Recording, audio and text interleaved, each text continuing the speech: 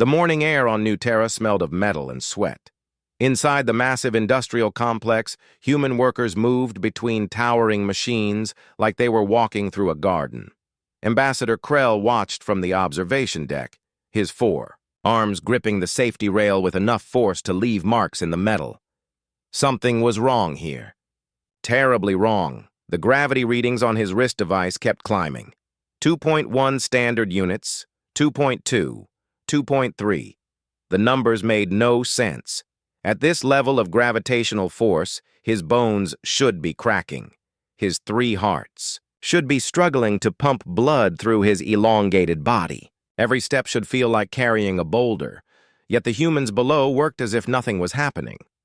Tom Bradley wiped grease from his hands with a dirty cloth and smiled up at the alien delegation. He had been chosen to guide the tour because of his friendly nature and basic understanding of Federation common. What he did not understand was why the aliens looked so pale and shaky. "This is our main assembly floor," Tom called out, his voice carrying easily through the thin atmosphere that the aliens needed to breathe. "We build the heavy machinery here, stuff that needs to work in tough conditions." Krell's translator buzzed in his ear, converting the human words into his native language. But the meaning felt twisted somehow. Heavy machinery? What could be heavier than the crushing weight already pressing down on everything in this cursed place?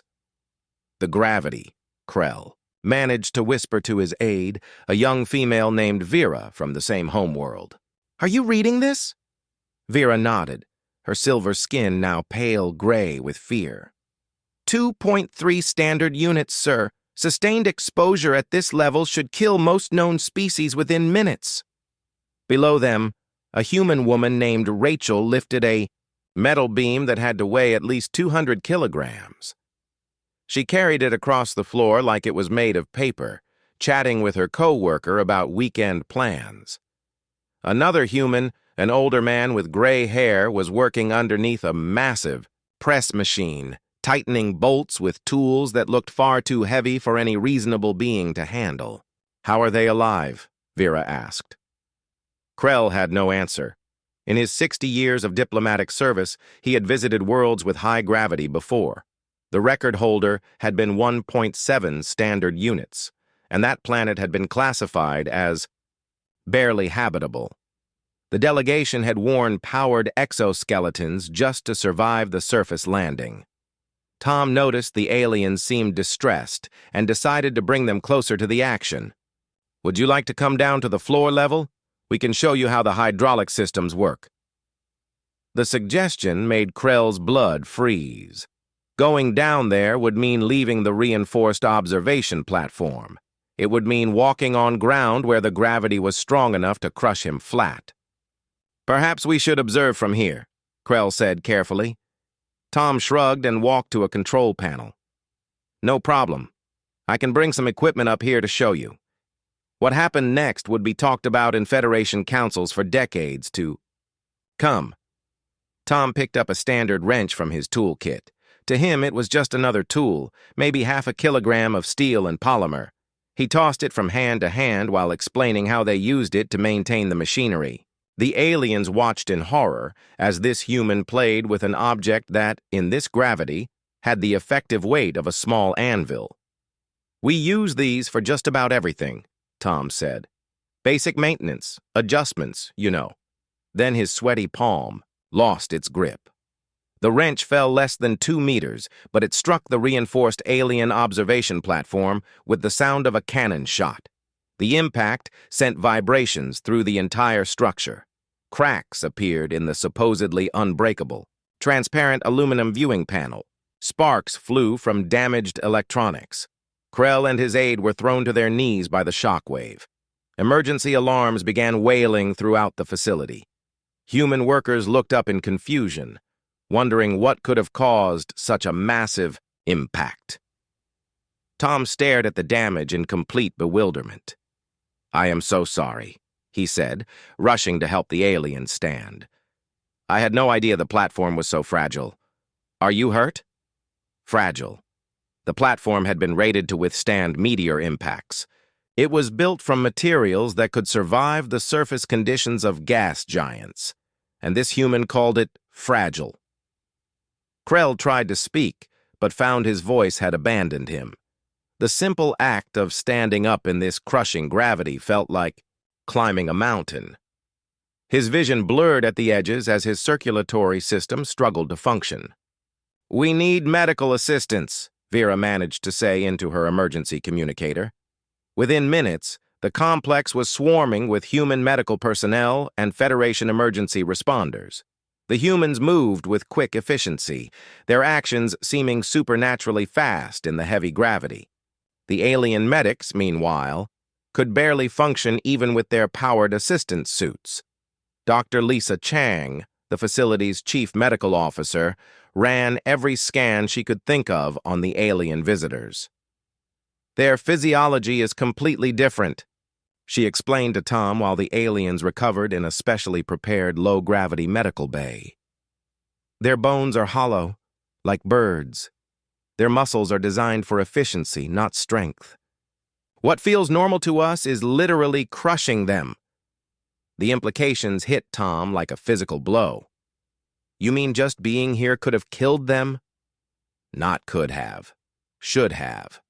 By every law of biology I know, they should not have survived more than a few minutes on our standard gravity level." Word of the incident spread through the human colony within hours. By the next day, it had reached Earth. Within a week, every major government and news organization in human space was analyzing what had happened. The Federation received the reports with growing alarm. Initial analysis suggested that humans had somehow weaponized gravity itself. The idea that any species could live and work comfortably in conditions lethal to most known life forms seemed impossible, but the evidence was undeniable. Ambassador Krell filed his official report from the safety of his ship, now in orbit around New Terra. He would never set foot on another human world. The experience had changed him in ways he was still trying to understand. His final entry in the diplomatic log was simple but profound. Humanity represents a level of biological adaptation previously thought impossible. Recommend immediate review of all contact protocols. What neither Krell nor the Federation understood was that this was just the beginning. The gravity incident had opened a door that could never be closed. Soon the entire galaxy would have to confront the reality of what humans truly were. And, for many species, that reality would be too terrifying to accept. The emergency session of the Galactic Federation Council had been called for the third time this month. In the Great Assembly Hall on Federation Prime, representatives from 47 different species gathered to discuss what many were calling the greatest threat to galactic peace in recorded history. Dr. Yith floated in her containment sphere, the liquid methane inside swirling as she gestured with her tentacles. As the Federation's leading expert on gravitational biology, she had spent the last 3 weeks analyzing every piece of data from the New Terra incident. Her conclusions were disturbing. "Honored colleagues," she began, her voice carrying through the translation matrix to every species present. "I have reviewed the biological data 17 times. I have consulted with experts from 12 different worlds. I have run computer simulations using our most advanced models. There is only one conclusion I can reach." The chamber fell silent. Even the hive mind representatives stopped their constant chittering. The species calling itself humanity is impossible. Chaos erupted in the assembly. The bird-like aquarons screeched in their native tongue. The crystalline vex pulsed with angry red light.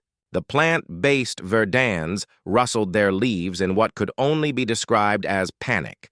Chancellor Morvek, a dignified reptilian from the Outer Rim, called for order with his ceremonial staff. "Dr. Yith, please explain your findings." The screen. Behind Dr. Yith displayed a holographic representation of human bone structure. "Observe the density measurements. Human bones are not hollow like those of most sapient species. They are solid, reinforced with calcium deposits that would make them incredibly heavy on any normal world. Yet humans move with ease." The display shifted to show muscle fiber comparisons. Their muscular system operates on principles we do not fully understand. Each fiber can generate force levels that should tear their own skeletal structure apart. They possess redundant organ systems, including a single oversized heart that pumps fluid through their bodies at pressures that would rupture our circulatory systems. A representative from the peaceful Helian collective raised a glowing appendage. Could this be the result of genetic modification? Perhaps they have altered themselves for war? That was my first hypothesis, Dr. Yith replied. But our analysis suggests this is their natural state. They evolved on a world with gravity levels that would be classified as extreme by our standards. What we consider a death trap, they call home. The implications hung heavy in the chamber. If humans could survive in conditions that killed other species, what did that mean for interstellar relations? For trade? For peace? Meanwhile, 3 sectors away, Captain Maria Torres stood on the bridge of the human exploration vessel Endeavor, trying to understand why her shore leave had been cut short so abruptly. "Dock Control is refusing to grant us service authorization," reported her first officer, Lieutenant James Park. "They claim our ship poses a contamination risk." Maria frowned at the display showing the Federation trade station Harmony Point. They had been regular visitors here for months, conducting peaceful trade and cultural exchange. The station commander, a friendly Altarian named Beck, had always welcomed human vessels. "Get me Commander Beck directly," Maria ordered. The communication took several minutes to connect, and when Beck's image appeared on screen, his usual friendly demeanor was replaced by obvious nervousness. "Captain Torres," Beck said carefully, "I'm afraid I cannot authorize docking at this time." "What's the problem, Beck?" "We've traded here dozens of times." Beck's 4 arms fidgeted with various controls. "There have been concerns raised about human vessels, about modifications you may have made to our systems during previous visits." "Modifications? What are you talking about?" "The gravity generators, Captain. There are reports that humans can somehow alter gravitational fields. Our safety inspectors are concerned that your previous visits may have left our station compromised." Maria stared at the screen in complete bewilderment. "Beck, we don't have any gravity manipulation technology. Hell, we barely understand how your artificial gravity systems work." But Beck had already closed the channel. Similar scenes were playing out across Federation space. Human trade vessels found themselves denied docking rights. Diplomatic missions were canceled without explanation. Cultural exchange programs were suspended indefinitely. On Earth, President Walsh convened an emergency meeting with the Joint Chiefs and the Science Council. The conference room in Geneva buzzed with tension as reports streamed in from human colonies and trading posts throughout known space. "It's a complete economic blockade," reported Trade Minister Roberts. 17 different species have suspended all commercial relations with human worlds. The Altarian Republic has officially classified our space as a hazardous zone. Admiral Thompson leaned forward in his chair. "Our deep space exploration teams are reporting similar treatment. The USS Discovery was ordered to leave Vorthan space immediately, no explanation given." Dr. Emma Liu, the theoretical physicist who had been studying the Federation's reaction, spoke up from her position at the far end of the table. "I've been analyzing the intelligence reports. The problem isn't what we can do, it's what they think we can do." President Walsh turned to her. "Explain." "They're terrified of our gravity tolerance," Dr. Liu said.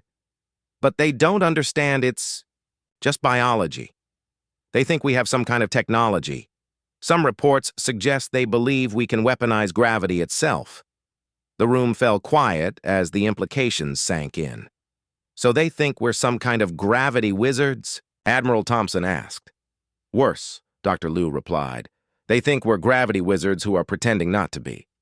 The fact that we claim it's natural makes them more suspicious, not less." Defense Secretary Martinez pulled up a holographic display of Federation space. "Look at the shipping routes. They're actively avoiding our systems now." Some are taking routes that add weeks to their travel time just to stay away from human worlds. President Walsh studied the display with growing concern. Humanity had spent decades working toward galactic integration. They had joined the Federation with hopes of learning from older, wiser civilizations. Now it seemed like all of that progress was being undone by a simple misunderstanding. "What are our options?" the president asked. Dr. Liu stood and activated her own display. "I have a proposal, but it's risky. We need to prove to them that we're not a threat, that our gravity tolerance is biological, not technological." How do we do that? We invite them to study us. Full biological analysis.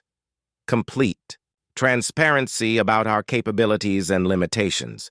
Admiral Thompson shook his head. That could backfire badly. If they discover we're even more resilient than they thought, then they'll have accurate information instead of wild speculation, Dr. Liu countered.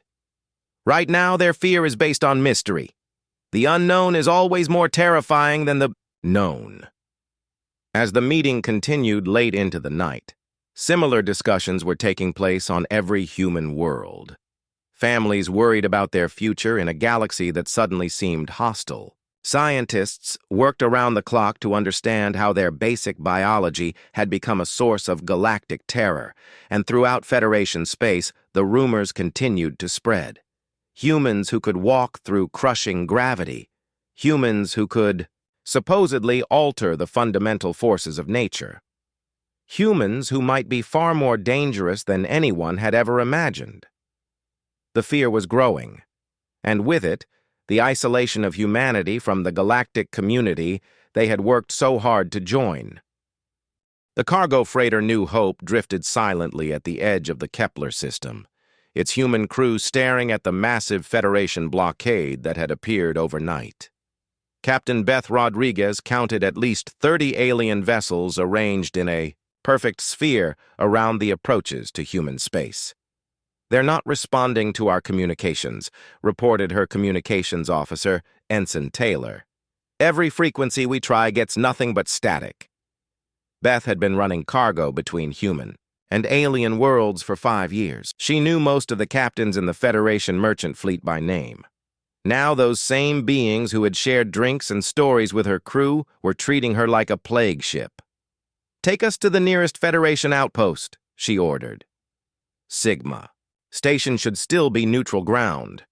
But when the New Hope arrived at Sigma Station 3 days later, they found the docking bays sealed and automated warning beacons broadcasting a message in 17 different languages. "Human vessels are prohibited from approach. Gravitational contamination risk assessed as critical." Gravitational contamination. The words made no sense to Beth, but their meaning was clear enough. Humanity had been cut off from the galaxy. Back on Earth, the crisis had reached a breaking point. In the 6 months since the New Terra incident, not a single Federation vessel had entered human space. Trade had collapsed. Scientific exchange programs had ended. Even the cultural ambassadors had gone silent. Dr. Emma Liu stood before a packed auditorium at the Global Science Institute, presenting her analysis of intercepted alien communications to an audience of politicians, military leaders, and scientists from around the world. "The situation is worse than we initially thought," she began, activating a holographic display that showed communication patterns throughout Federation space. "They're not just afraid of us. They've created an entire mythology around human capabilities."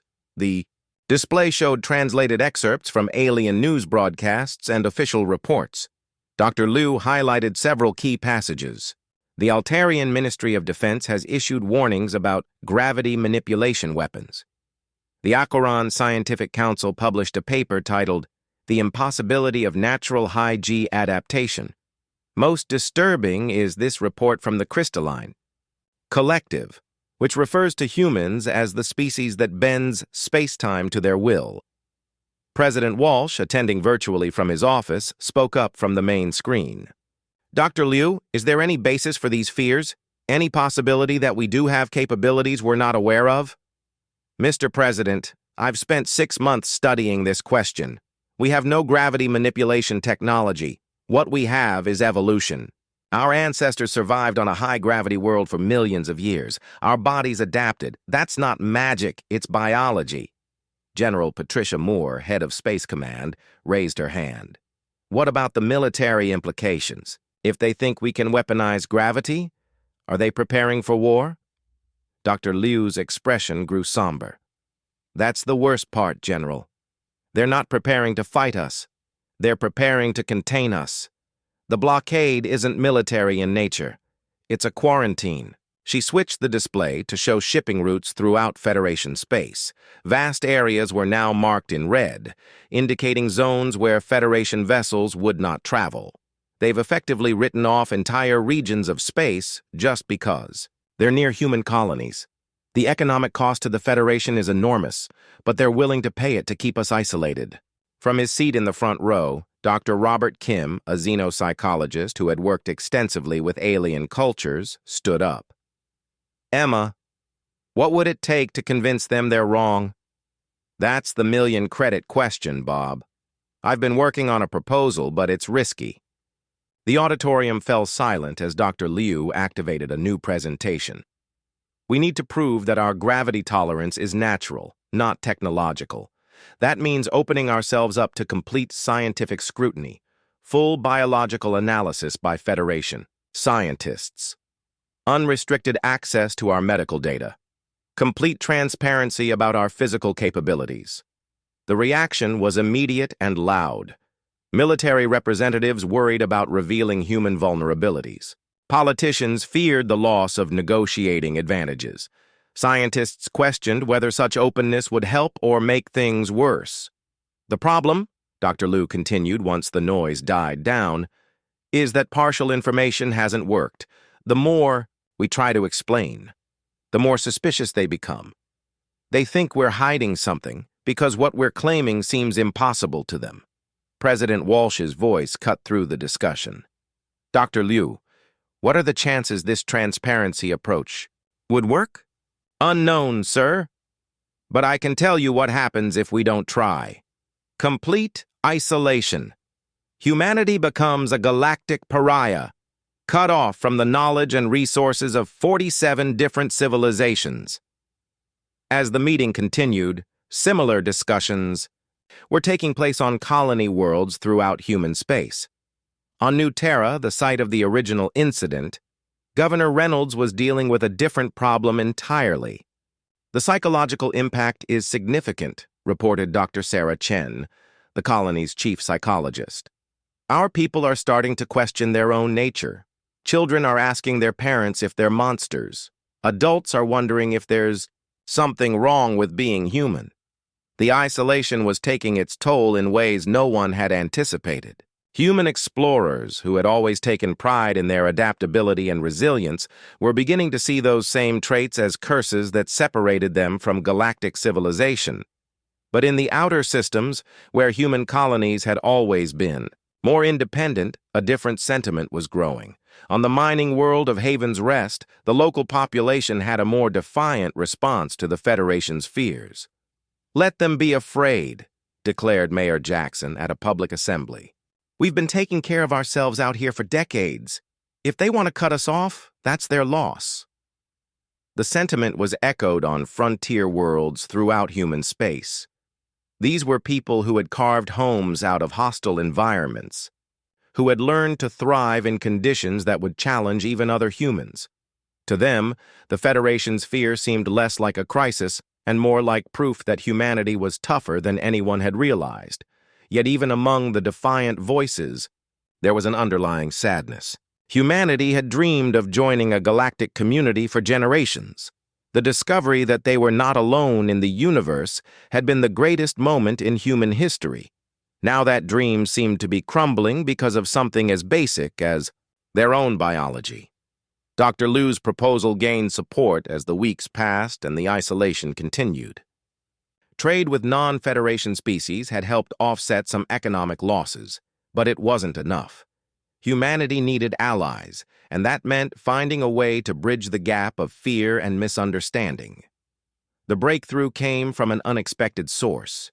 A message arrived at the United Nations headquarters, transmitted through back channels and marked as urgent diplomatic correspondence. The sender was listed as Elder Thane of the Vorthon Collective, a species that lived in the crushing depths of gas giant atmospheres. The message was simple but profound. We understand what it means to be feared for the conditions we call home. Perhaps it is time for those who live in extreme places to speak with one voice. It was the first direct communication from a Federation species since the quarantine began, and it offered something humanity desperately needed: hope.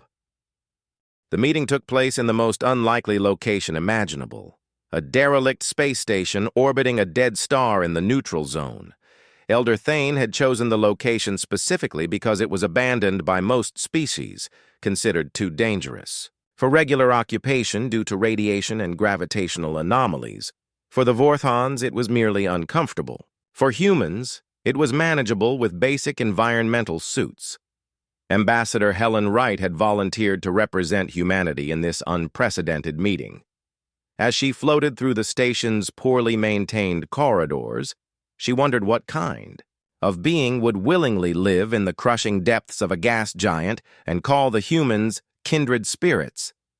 She found her answer in the station's old observation deck. Elder Thane was massive, even by alien standards. His body was a complex arrangement of gas-filled chambers and pressure-resistant membranes that allowed him to survive in conditions that would flatten most ships. When he spoke, his voice came through a translation device that made his words sound like distant thunder. "Ambassador Wright," he rumbled, "thank you for accepting this meeting. I know it required considerable courage to come here." Helen activated her own translator and tried to project confidence she didn't entirely feel. "Elder Thane, I have to admit, your message surprised us. We weren't expecting support from Federation species." Thane's form shifted, and Helen realized he was expressing something like amusement. The Vorthon Collective has never been a typical Federation member. We are tolerated rather than welcomed. Our natural habitat is considered an abomination by most species. As they talked, Helen began to understand the parallels. The Vorthons lived in conditions that were just as impossible for other species as human gravity levels were. They faced similar suspicion and fear, though it had never escalated to the level of quarantine that humanity now experienced. "The difference," Thane explained, "is that we have been careful never to demonstrate our capabilities in ways that frighten others. You humans seem to have a talent for casual displays of the impossible." Helen couldn't argue with that assessment. The gravity incident had been the result of a simple accident, but to alien observers, it looked like a human casually destroying their most advanced materials. "What do you propose we do about it?" she asked. Thane activated a holographic display showing the political structure of the Federation.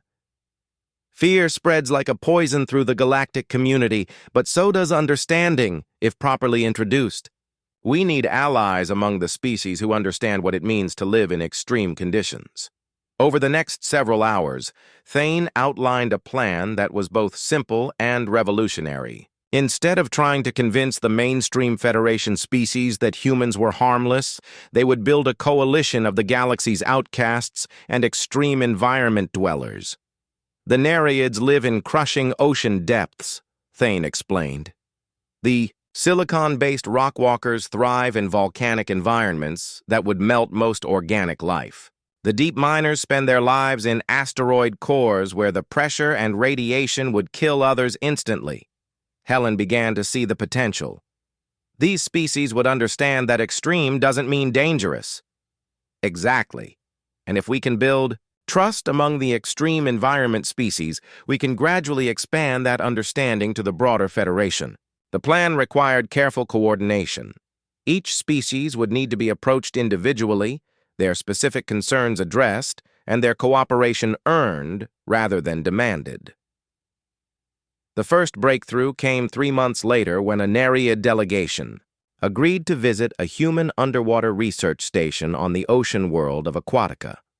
Dr. Lisa Park, a marine biologist, served as the human representative. The Nereids were elegant beings who looked like a cross between dolphins and jellyfish. With translucent bodies that pulsed with bioluminescent patterns, they communicated through a complex mixture of sound and light that human technology could barely translate. Ambassador Coral, their leader, had initially been skeptical of the meeting. Her people lived in ocean trenches where the pressure was, measured in hundreds of atmospheres. The idea that any air-breathing species could understand their environment seemed ridiculous. But when she saw human researchers working comfortably at depths that would crush any Federation vessel, her perspective began to change. "Your people adapt to pressure as we do," she observed through her translator. "This is not technology. This is evolution." Dr. Park nodded enthusiastically. "Exactly. Our ancestors lived on a high-pressure world. Your ancestors lived in high pressure. Oceans. We both learned to thrive in conditions others find impossible." The cultural exchange lasted for 2 weeks. Human and Nereid scientists shared data about pressure adaptation, comparing biological solutions to similar environmental challenges. By the end of the visit, Ambassador Coral had become a vocal advocate for the human position. "The Federation fears what it does not understand," she declared in her official report.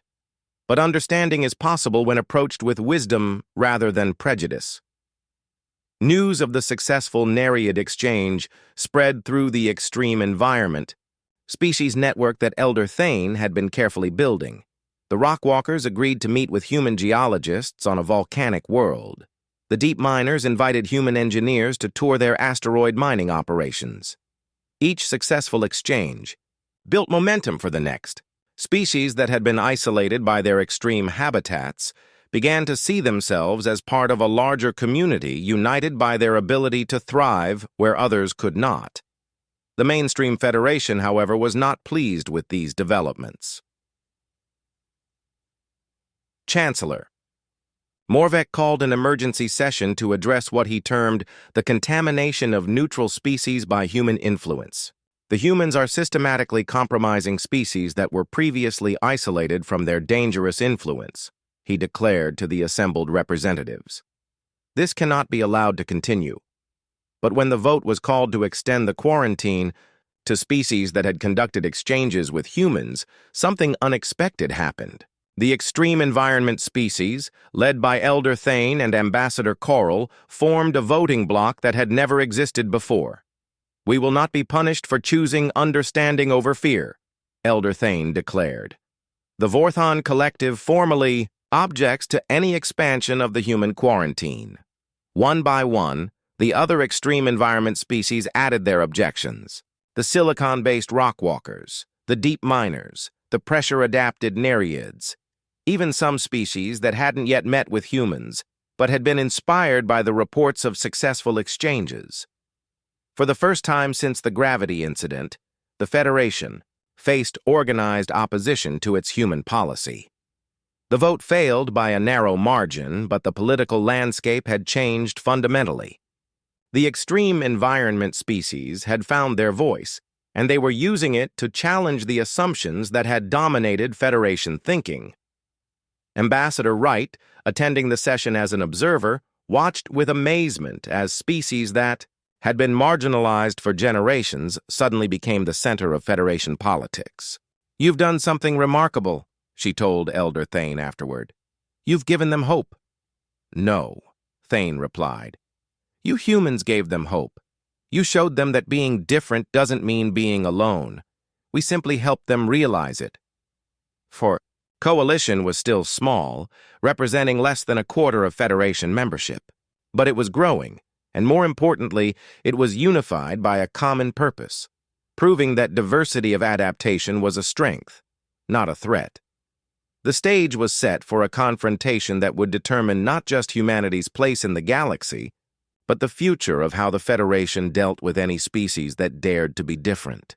And in the depths of space, near a neutron star where gravitational forces twisted reality itself, an opportunity was approaching that would test everything. Both sides believed about the nature of strength and survival. The distress signal came from the Deep Space Research Station Prometheus, located in the most dangerous region of charted space. Dr. Amanda Foster was monitoring routine communications at the Human Colonial Authority when the emergency broadcast broke through on all frequencies. Mayday! Mayday! This is Research Station Prometheus. We have suffered catastrophic structural failure during gravitational storm event. Station is breaking apart. 847 souls aboard, including delegates from 12 Federation species. Artificial gravity failing. Emergency power at 15%. We have maybe 6 hours before complete hull breach. The coordinates that followed made Amanda's blood freeze. Prometheus was located near PSR J18472345, a neutron star whose gravitational field created some of the most extreme conditions in known space.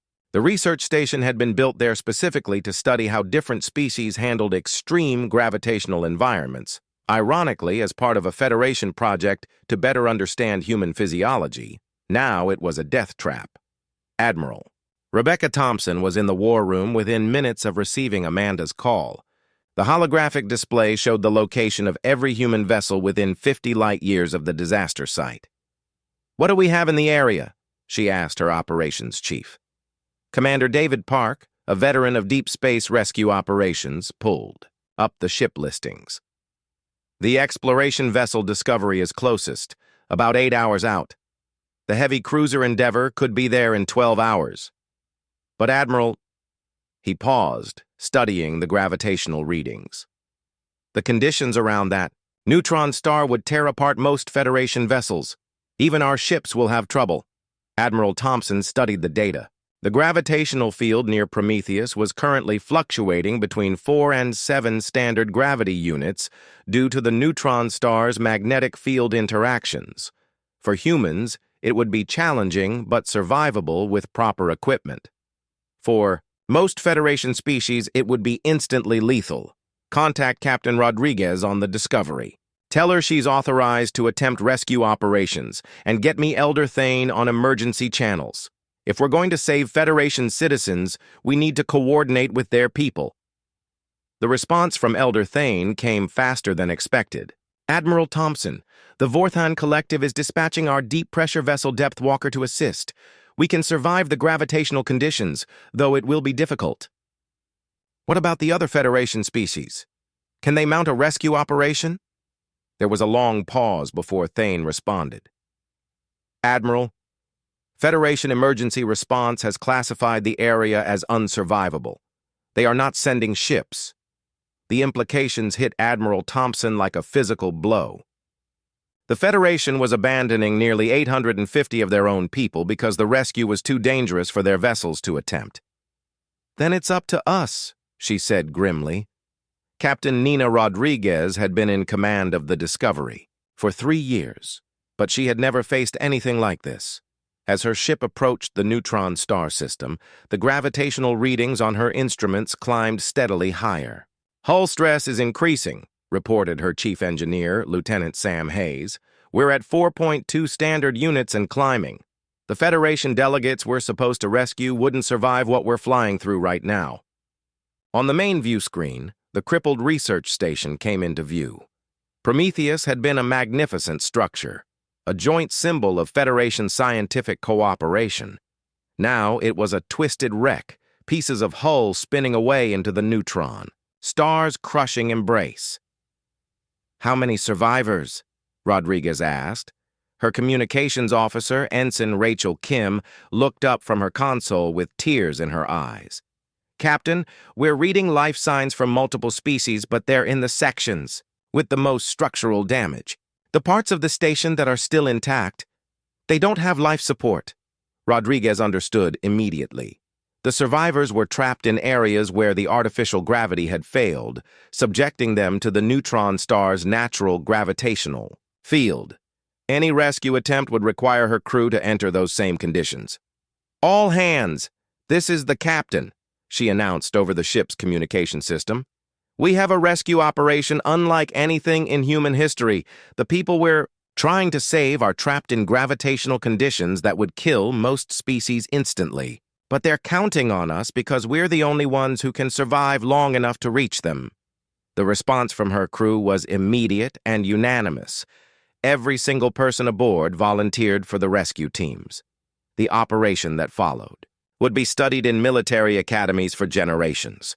Human rescue teams, wearing specially designed gravity suits, made their way through the collapsing station while enduring gravitational forces that peaked at nearly 8 standard units. They carried unconscious alien survivors through twisted corridors where each step required the strength of a superhuman effort.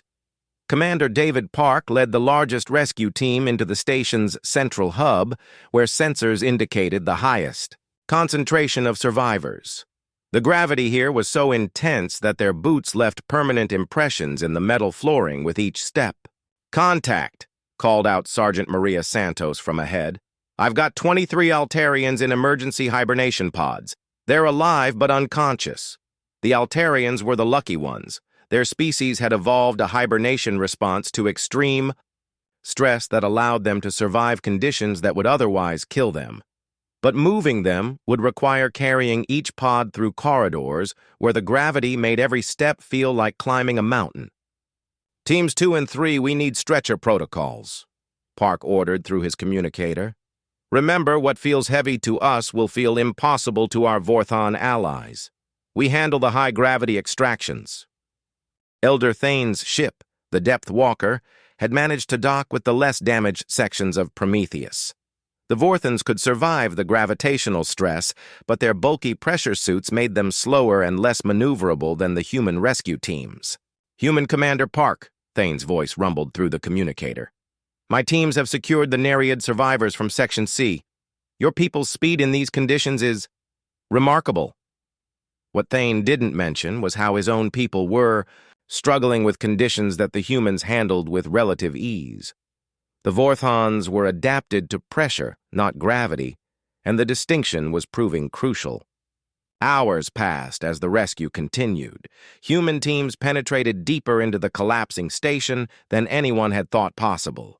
They reached survivors that Federation emergency protocols had written off as unrecoverable.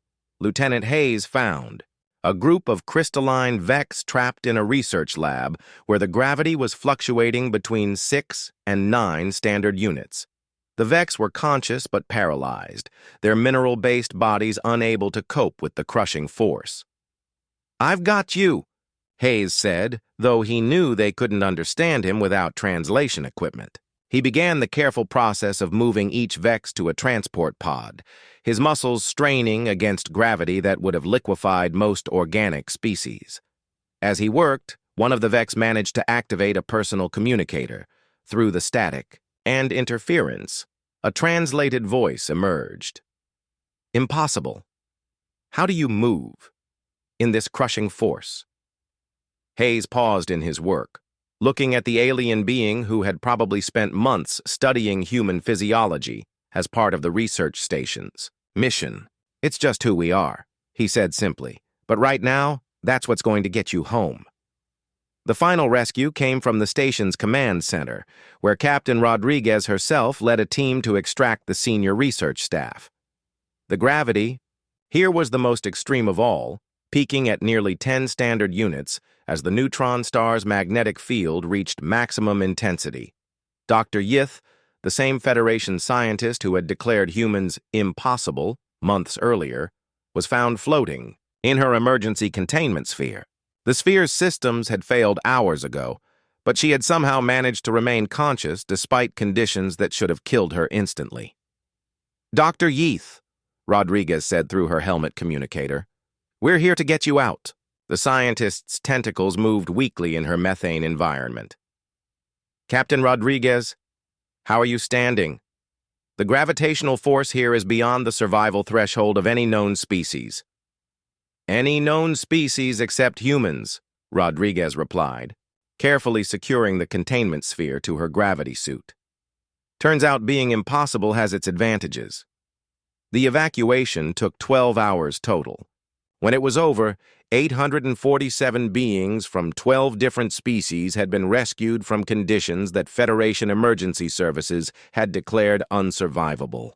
The rescued delegates were taken to the nearest Federation medical facility, where they received treatment for gravity-induced injuries that most doctors had never seen before. But they were alive, and they had stories to tell. Dr. Yeath's official report became the most widely read document in Federation history. Her account of watching human rescuers work comfortably in gravitational conditions that would crush most ships revolutionized scientific understanding of human capabilities. I observed humans carrying rescue equipment weighing several hundred kilograms through an environment where the gravitational force exceeded 9 standard units, she wrote. They moved with purpose and efficiency while maintaining communication and coordination. Most remarkably, they showed no signs of distress or fatigue that would be expected from such extreme conditions. But the real breakthrough came in her conclusions. Human gravitational tolerance is not a weapon or a threat. It is a gift to the galactic community. These beings can go where others cannot, survive where others would perish, and rescue those who would otherwise be lost. The rescue had been broadcast live throughout Federation space. Billions of beings watched as human ships entered conditions that their own vessels couldn't survive, as human rescue teams carried alien survivors through crushing gravitational fields, as human medical personnel worked tirelessly to save lives without regard for species or political affiliation. The impact was immediate and dramatic. Within days of the rescue, Federation species began calling for an end to the human quarantine. The Acheron Assembly passed a resolution praising the courage and selflessness of our human allies. The Crystalline Collective officially apologized for their previous statements about human impossibility. Chancellor Morvek, who had been one of the strongest advocates for human isolation, stood before the Federation Council and delivered what would become known as the gravity speech. "We have learned something important about ourselves these past months," he began. "We have learned that fear can make us abandon our highest principles. We have learned that prejudice can blind us to the value of our allies. And we have learned that sometimes what makes someone different is exactly what makes them invaluable." The quarantine was officially lifted 3 weeks later. Trade routes reopened, cultural exchange programs resumed, and humanity found itself not just accepted into the galactic community, but welcomed as essential members. The Heavy World Alliance was formally established 6 months after the Prometheus rescue. Led jointly by humans and Vorthons, it brought together all the species that thrived in extreme environments. Their mission was simple: to go where others couldn't, to rescue those who needed help, and to prove that diversity of adaptation was the galaxy's greatest strength. Ambassador Helen Wright stood in the Alliance headquarters on the rebuilt Prometheus station, now relocated to a safer orbit but still serving as a symbol of cooperation between species. Through the observation windows, she could see ships from a dozen different worlds working together on joint missions.